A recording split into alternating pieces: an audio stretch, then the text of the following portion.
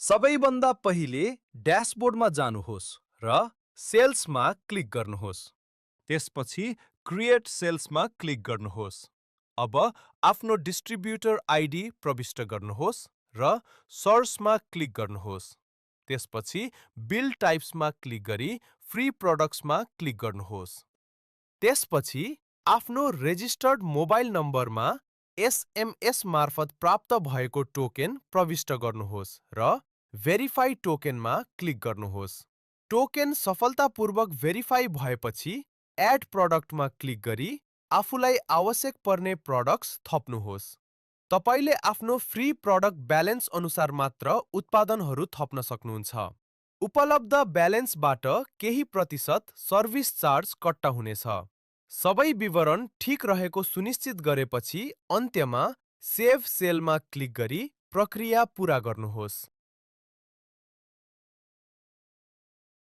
सबैभन्दा पहिले ड्यासबोर्डमा जानुहोस्।